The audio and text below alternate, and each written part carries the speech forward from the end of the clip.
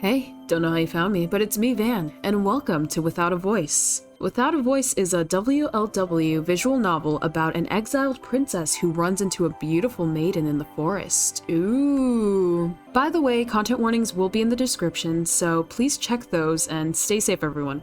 Let's begin. Oh, well, here we go. Content warnings will still go in the description, but here's a visual. Here you go.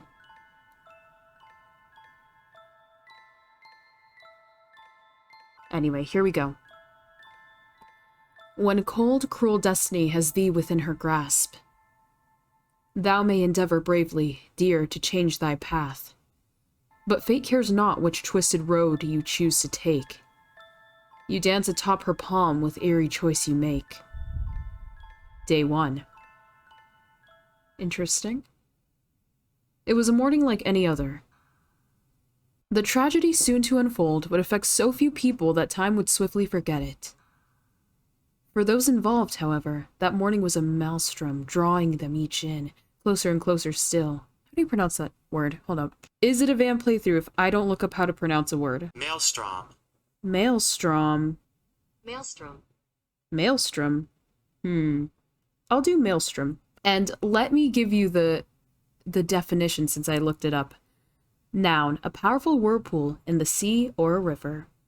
A situation or state of confused movement or violent turmoil. So, for those involved, however, that morning was a maelstrom, drawing them each in, closer and closer still. It all began innocently enough, with a certain exiled princess in a terrible predicament. Oh, she's so cute. Yeah, we'll give Cassidy an accent. It won't be a good one, but we'll give her an accent. We like to have fun here. Oh dear, I've run out of firewood. If only I'd noticed yesterday. This has caught me quite unawares. The ex-princess in question was named Cassidy, and she was the eldest child of the kingdom of Varamir. What's that you say? You've never heard of Varamir? One shouldn't be surprised. This all happened long before the universe summoned you into existence. The next shipment isn't due for a while yet. But I cannot wait. I won't be able to cook or do laundry without a fire.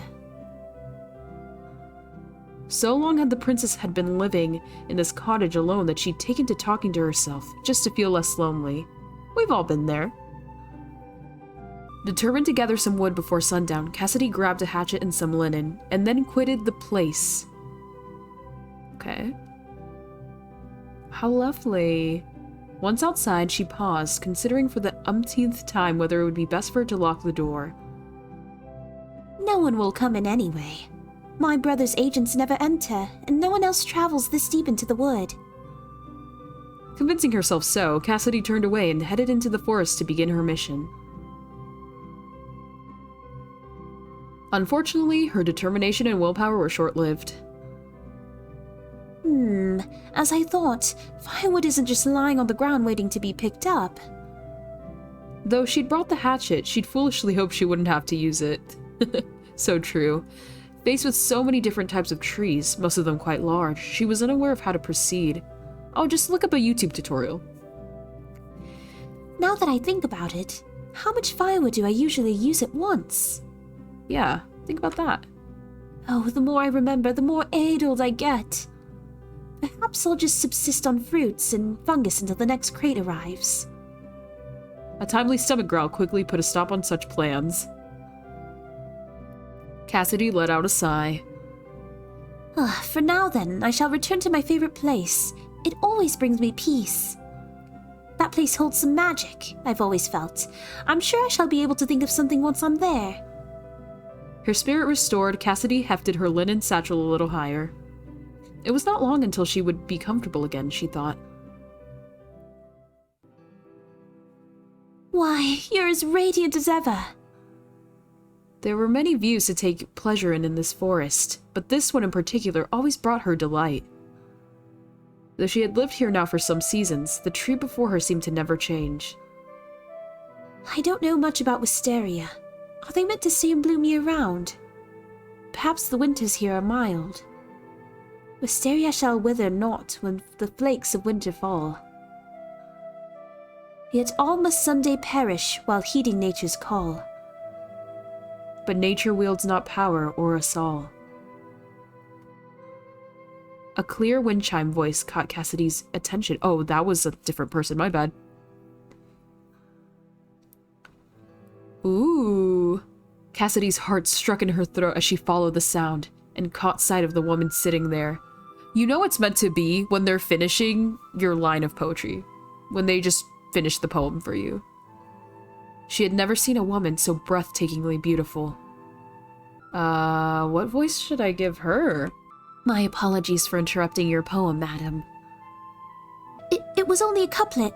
You did not interrupt so much as improve it. Oh. She was doing it on the spot. I thought she was quoting something. Oh, then all the better. But it is not safe to be so deep in the wood. Tarry not. I live here. It is quite safe, I assure you. I dare say I've lived here much longer than you have. No harm has ever come to me in these woods. Perhaps our experiences merely differ. Certainly, I concede your point. Cassidy paused a long while, unsure of how to carry on the conversation. How strange. I used to make small talk with all the coursers as if it were nothing. Has time truly affected me so? You say you live here? I do. I have never seen you, I'm quite sure of it. I would remember someone like you. Okay, Cassidy, okay. Whereabouts do you live, if you do not mind me asking? My asking. Slams head in wall. Whereabouts do you live, if you do not mind my asking? Hardly a stone's throw from where we now stand. A stone's throw? How can that be? That's highly suspect.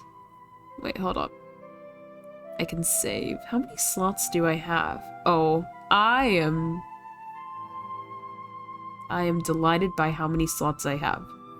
How can that be? I suppose she does not wish to expose where she lives to an utter stranger. That is reasonable. She seems to be quite on her guard. I envy your view of this lovely place. Do not envy me. What could that mean? How droll. Oh, where are my manners? My name is Cassidy. I too live nearby. You may call me Elowyn. Elowyn? What a lovely name. Besides, I was already aware that you live nearby. What? How? I have seen you before, albeit from a distance. You come here often. What? How? Oh dear, I must have been making a complete fool of myself. I'm sorry that you've had to witness that. Cassidy thought back to all the complaining she'd done under this tree. And all the time she'd sullied herself trying to gather fruit. There were many other truly mortifying memories. She stared at the ground in shame. When she looked up, however, Elowyn was smiling. Cassidy felt her tension wane. So, what brings you back to this place? I wanted to calm myself. Calm yourself? What for?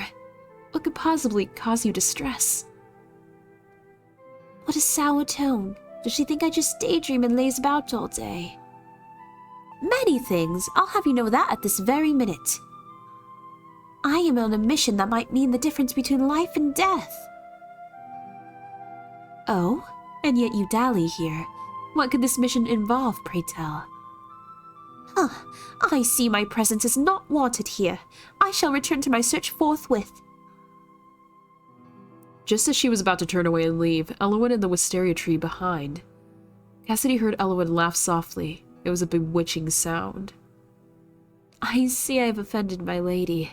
No offense was meant, I can assure. Really? Truly, I would never wish to cause you pain.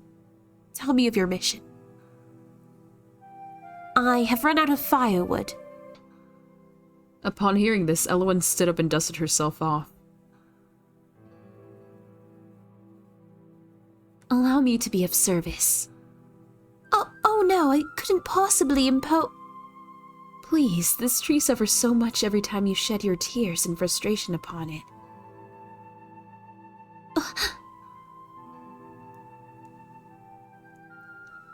Yet, despite her abrasive words, Elowen was tirelessly helpful. It was she who taught Cassidy to gather smaller bits of kindling, and to use the hatchet when that proved insufficient. If you wrap these smaller branches together, they shall burn just fine. I see. Oh, I am certainly glad not to have to chop down a whole tree. I was worried about that. Yes, once felled, a tree can never rise again. Take them of their fruit, their branches, but spare them of their roots and lifeblood. Lifeblood? Do trees have blood? This forest is quite old, you know. I wish it would stay forever this way, but man has trouble leaving things be. The disparity between Elowen's indifferent expression and the biting tone of her voice made Cassidy's heart ache. She must have had a bad experience. She must love trees.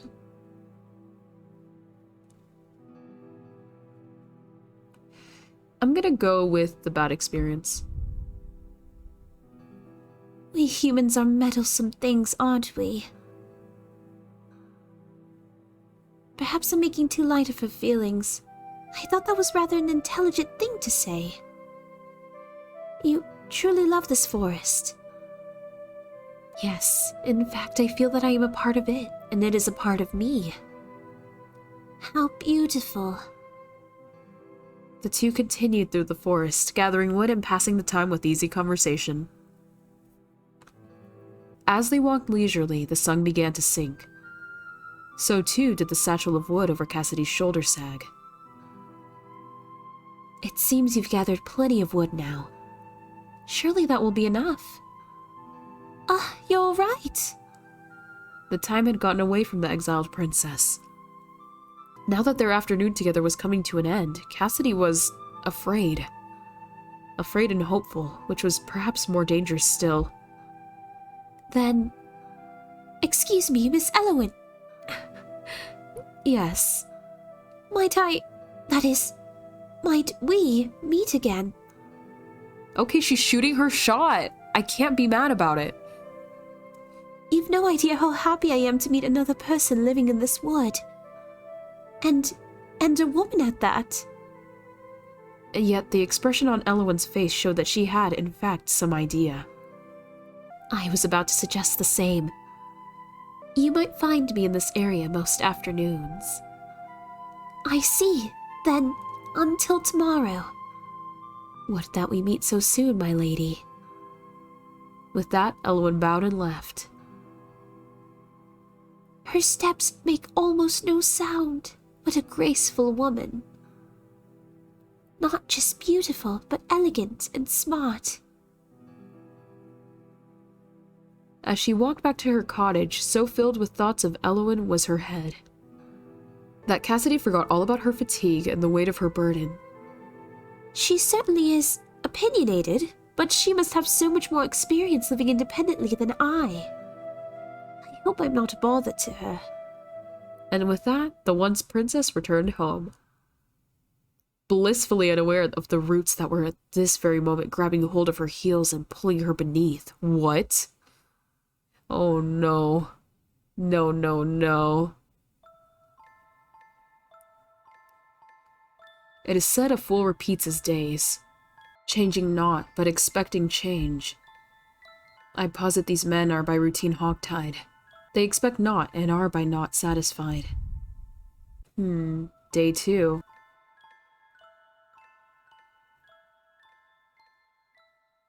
I'm a little nervous. What could this mean?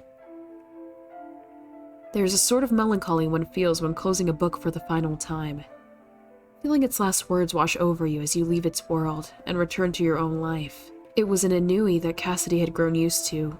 Ennui? Hold up. You know, we like to learn here. Or maybe I just like to learn here and you guys are smarter than I am and know this word. That's okay. It's fine. Ennui. Ennui. I pronounced that completely wrong. It was an ennui that Cassidy had grown used to. In her former life, she had received the best education that money and bribery might buy. Not the bribery. Now that bright mind was left to languish, fed by nothing more than a single new book each fortnight. By now, Cassidy was in the habit of reading very slowly indeed. She shut her latest tome and placed it upon the table next to her half-written letter to her brother. I never sound quite myself in these letters. How do you write from a distance to one whom you once saw daily? And how do you write anything at all when your life has grown so dull? She decided to pen a few more sentences on how moved she felt after reading the book, and how profoundly distressed she was by the ending of it. Family is important, but so too is recognizing the value of what you have before it is too late. If only the king had realized what a wonderful daughter he had. And I hope that you realize how much you were loved by me, your one and only sister. She paused, overcome by the sheer feeling, and decided to keep that final bit to herself. Okay. It was too desperate for comfort, and princesses did not whinge so. No, that won't do at all. How unbecoming. With a sigh, Cassidy stared at the crackling fire. She had more than enough firewood now to last her until the next shipment of it. The sight reminded her of Elwyn.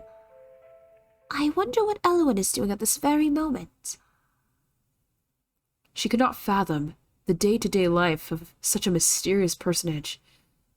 It was utterly beyond her imagination. Her curiosity so engaged it was now impossible to ignore.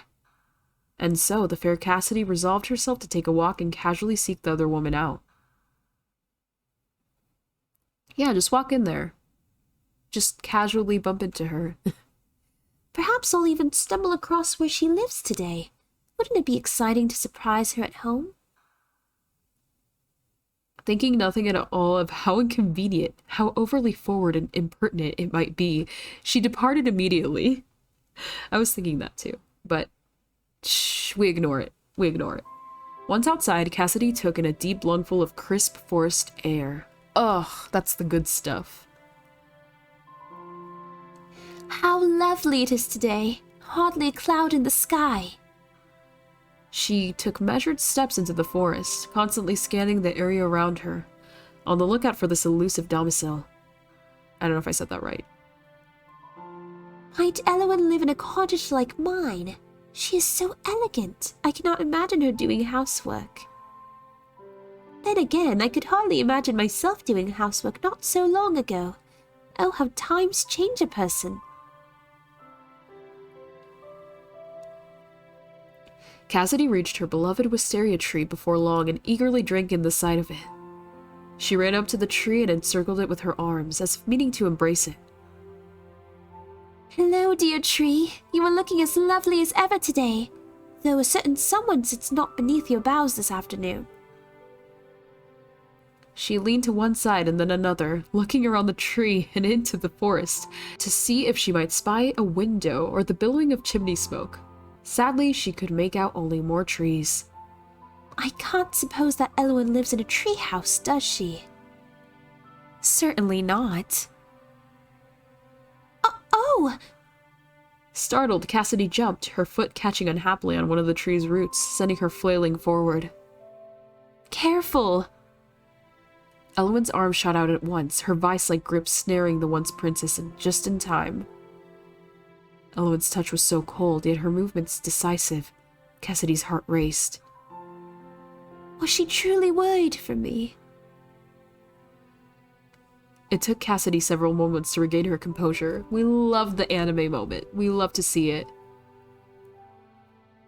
Elwyn, too, looked a bit shaken. Thank goodness you arrived when you did. Though, truth be told, if you hadn't startled me so, I would not have fallen.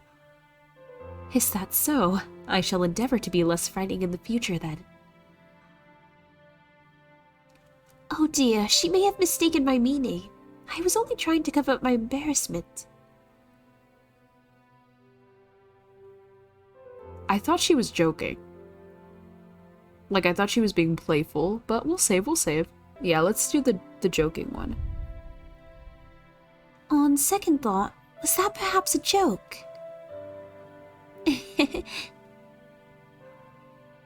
You look much better with a smile. Whoa! As do you. Still, how curious it is for us to be meeting here again.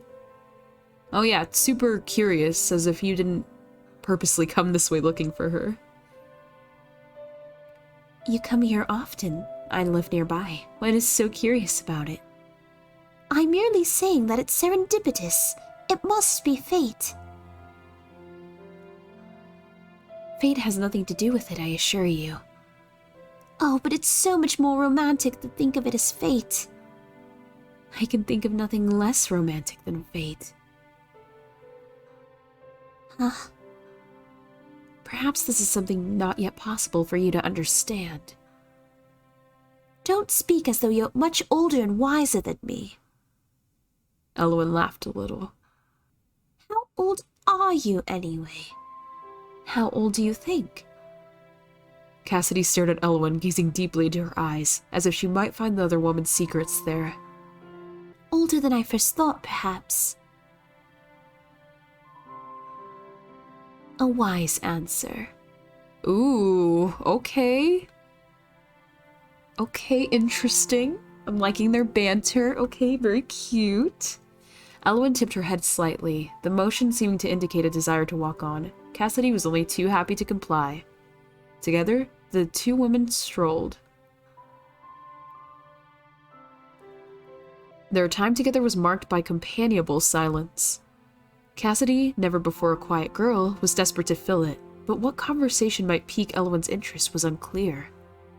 She peered shyly at Elwyn's face in profile, so striking and noble did it seem. She has the air of an aristocrat. What could someone like she be doing living in the forest? Then again, am I not in the same position? Perhaps it's something she finds difficult to speak of. An icy gust of wind whistled through the clearing, causing Cassidy to shiver and rub her bare arms. The sun will be setting soon, and it will grow colder. Perhaps you should... It was then that the question Cassidy had been ruminating on over all afternoon burst forth. Would you like to come to my cottage? Elwyn appeared quite overcome. Is that wise?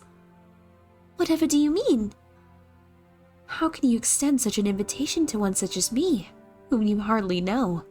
You are entirely too trusting. I'm surprised at you. Two solitary women ought to stick together out in these wilds. Besides, who else have I to invite? That is, I sometimes feel quite lonely out here, don't you? Elwyn turned her head slightly and gazed out into the forest behind them, as if peering at something only she could see. Loneliness, then. I see. Very well, I will take you up on your offer.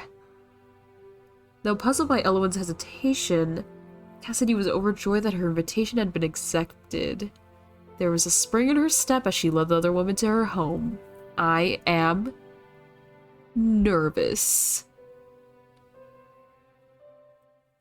It was only in front of the cottage that Cassidy suddenly understood what an impetuous thing it is that she was doing. Oh boy. Is the house clean enough? She could not seem to recall when she had last swept or aired out her bedding. Is this where you live? Yes. It's charming.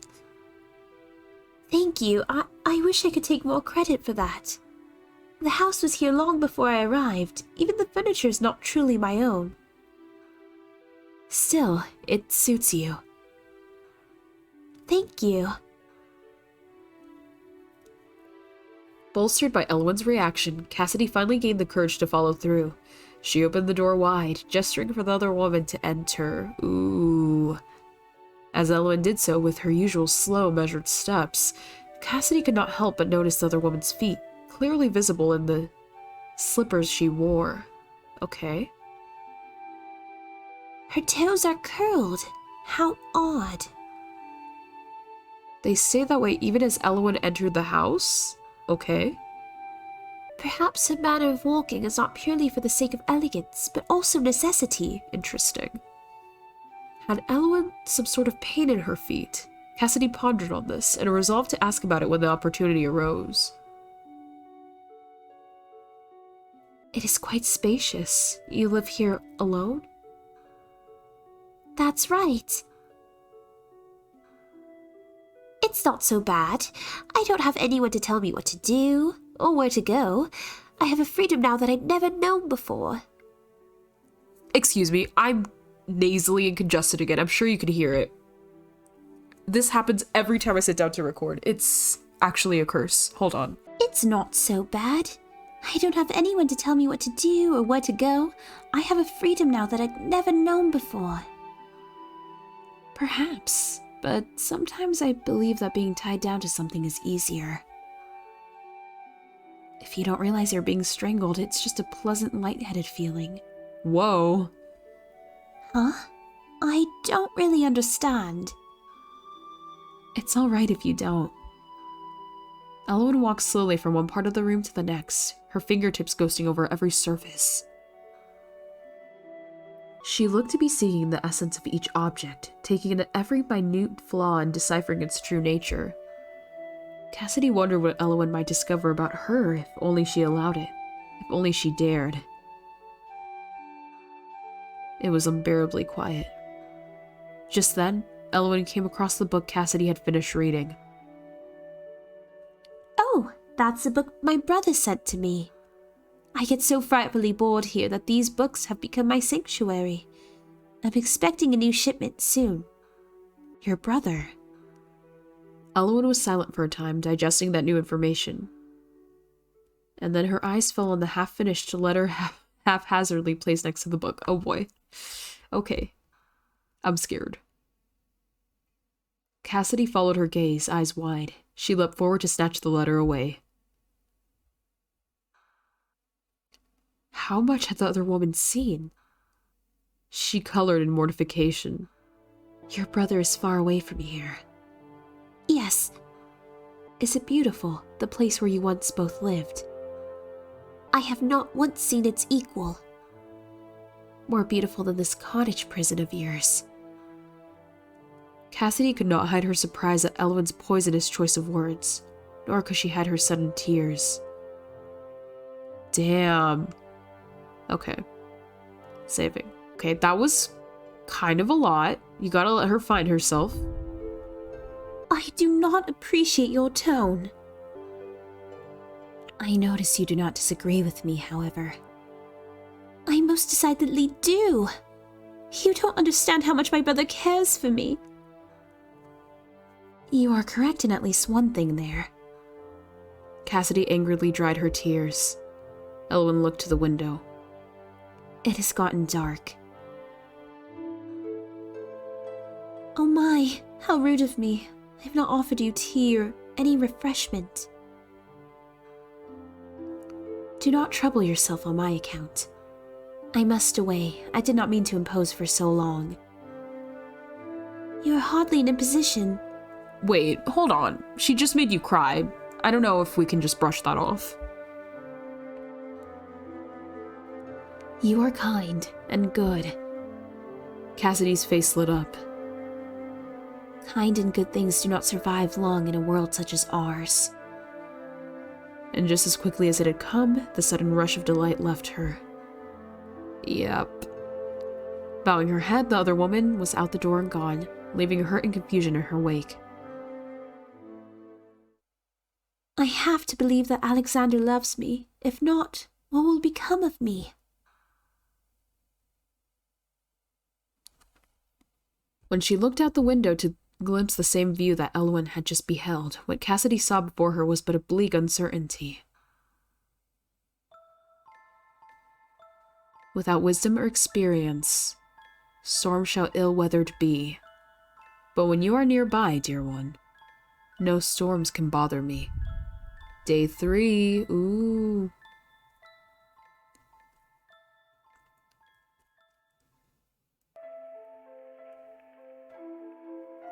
The exiled princess paused on the very first line of her letter. Is that too familiar? Will he dislike it? The brother of her memory was a kind boy, but rather stiff and particularly mindful of decorum.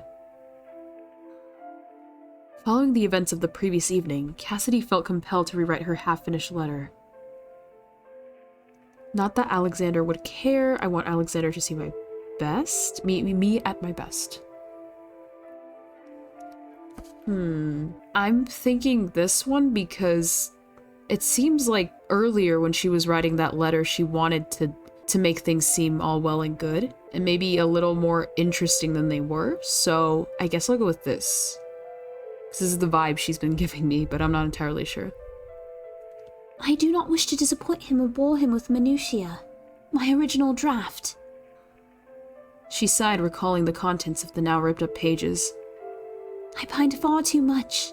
I would never whine, of course, but my words were drawing near that. She was afraid to admit, even to herself, how much she missed her brother. With flowing eloquence, Cassidy composed her letter, sure to show her brother all the deference he was owed. To my dear Alexander, I hope that this letter finds you well, dearest brother. I have been utterly depressed awaiting your next letter. My days here are so dull, you see. I eat, sleep, and read books.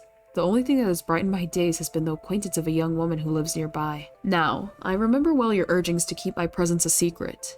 I have not gone into the nearby town whatsoever, but it seems this woman lives alone, same as me, and we are not so close, merely acquaintances. Surely you will not deny me all. She could not for a moment forget the person responsible for her comfortable lifestyle now. Okay. Please never forget your poor sister who loves you so much.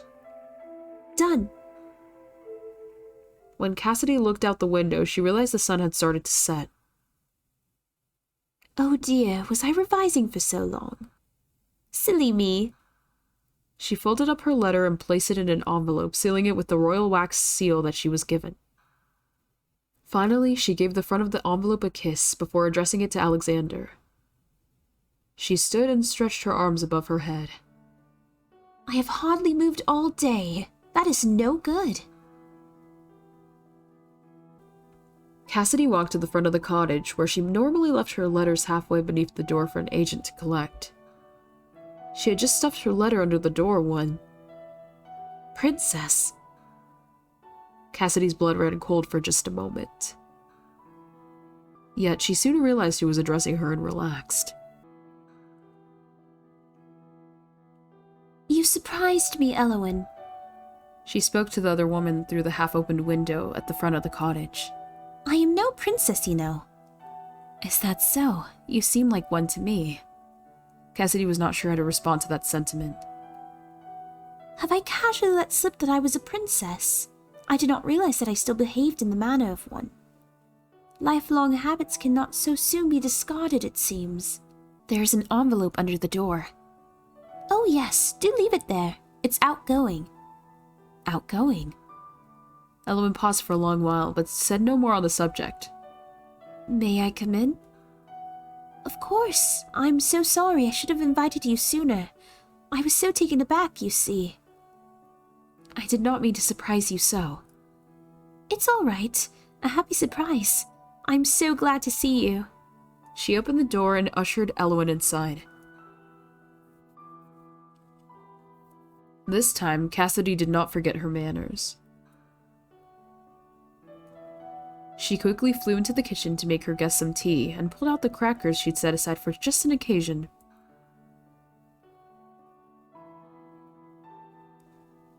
Elowen politely sipped the tea, but did not touch the crackers. Huh? Ooh. I'm thinking I wonder why she does not eat. I've been a little suspicious of what her deal is, so... I wonder why she does not eat. Perhaps these are not to her taste. It seems a waste when I saved these crackers purposely in order to be a good hostess when she next came. Though she was confused, Cassidy quietly ate a cracker or two before putting the tray away. The two women talked pleasantries for some time, though it became rather apparent that Elowen's attention lay elsewhere. Is everything quite all right? Why do you ask? You seem somewhat reserved. That is more than usual. That letter. Huh? You said it was outgoing. Is that the letter you wrote your brother? Oh, yes. If I leave the letters there, someone will come to collect it. Someone? How can that be? You do not go into town to have your mail delivered? She was at a loss as how to explain. Cassidy herself knew that her situation was extraordinary. You see, though I live alone, I am well taken care of. My brother provides everything.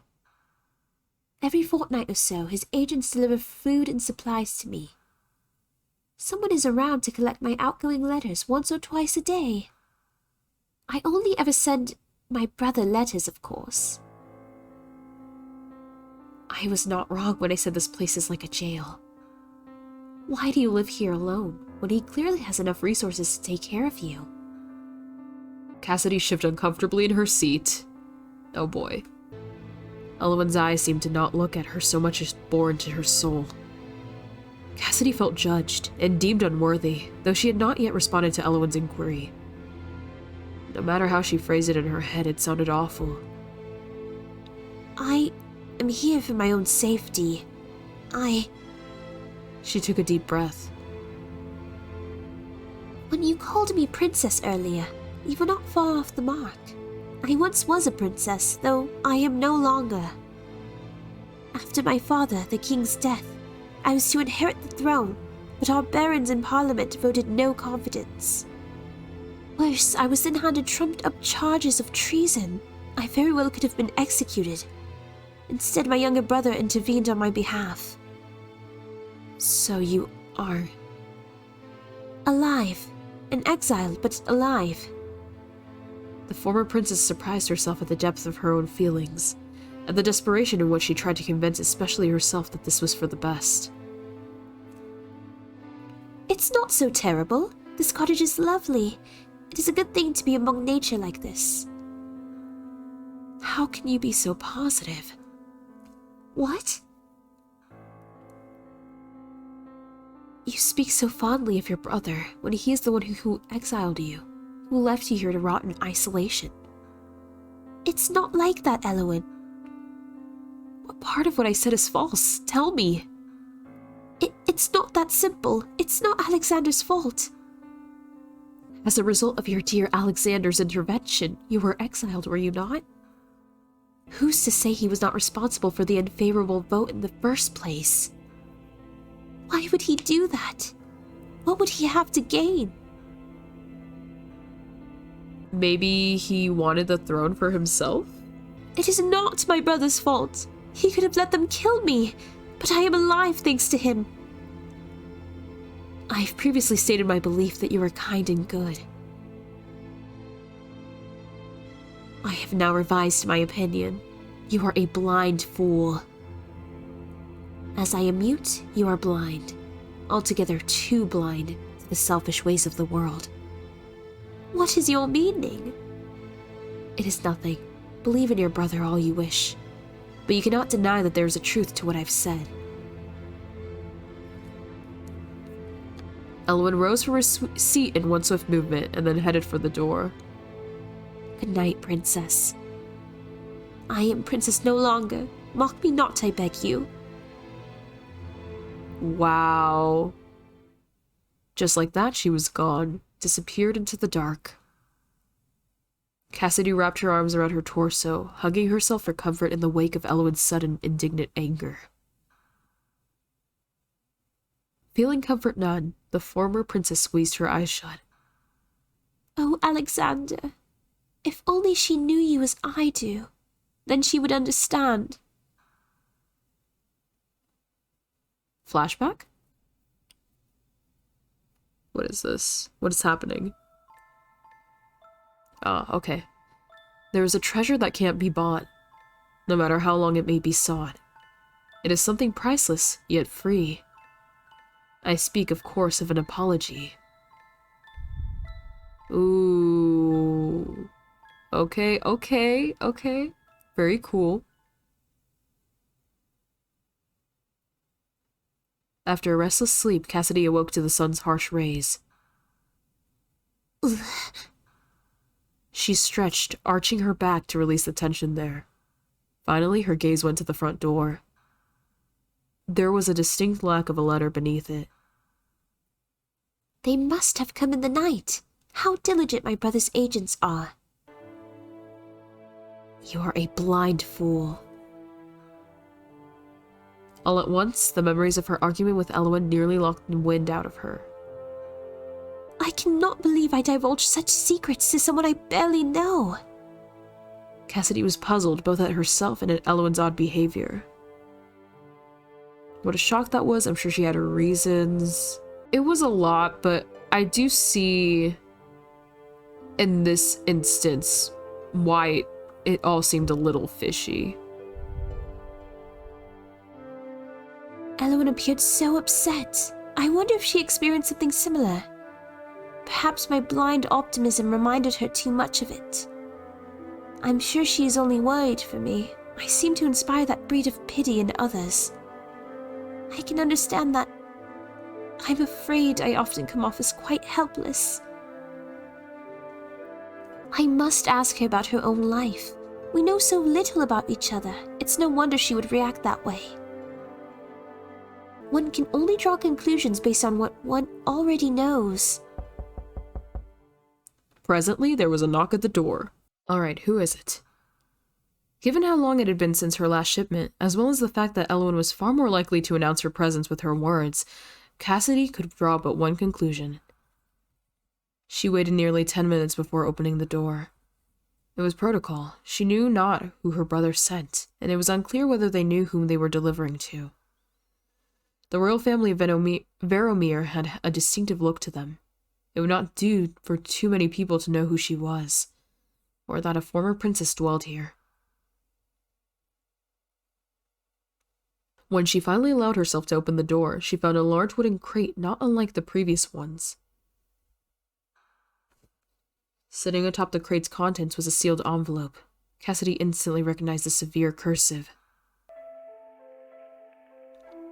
To my sister, I am glad to hear that you are adjusting well to life at the cottage. Doubtless that there are many things that must challenge you, given your former life, but we must all make the best of things. I know that you have too much time on your hands, so I've been sure to enclose more books for you to read. You may one day be called upon to marry well for the advantage of king and country. As such, it is of the most importance that you keep your mind sharp and your hands unknittle. The last part seemed to have been written later, as the script looked slightly different. I think of you often. I worry about you more often still. Be safe in the forest and keep to yourself, though I know that is difficult for you. Please await my next letter. I remain your loyal brother, A. She read over the letter many times, trying her best to glean affection from it. Alexander has always been a little awkward. I'm sure the last bit was added with some reluctance after one of his advisors chastised him for the content of his letter. She smiled and ran her fingertips along the part that read, I think of you often. But then she remembered the sentence about marriage. How thoughtful. I don't want to marry? She seems kind of displeased by it, so I'll do this. I've never considered marriage, even before my exile. Can a noble or royal from another nation be content with a wife who has been living in the woods? Can I even be content myself in such a marriage? The letter did not raise her spirits as much as the letters from Alexander usually did. The implication of it weighed on her. Of course I must be useful to the kingdom somehow. Why else would I be alive, if I can be of use, even as a disgraced princess? Cassidy sighed. She could not finish that thought. All of a sudden, Cassidy wanted nothing but to see Elwyn again. I will seek her out. I must. The other woman's presence could certainly be a salve for her current mood. That was her reasoning, and she swiftly acted upon it. Cassidy set the crate away inside the cottage and then set out. I've realized I've been recording for about a little over an hour now, so I'm gonna end the video here. I think this will be like a two-parter. I don't think this game is supposed to be that long. So yeah, I guess we'll find out what's going on with Elowen and why she's being the way she is. But hopefully we get a good ending. I don't know if that's gonna happen. And honestly, I'm not sure if this is gonna be one of those games where I go back and try every possible route unless my ending is absolutely awful. So, all right, I'll see you in the next one. Bye.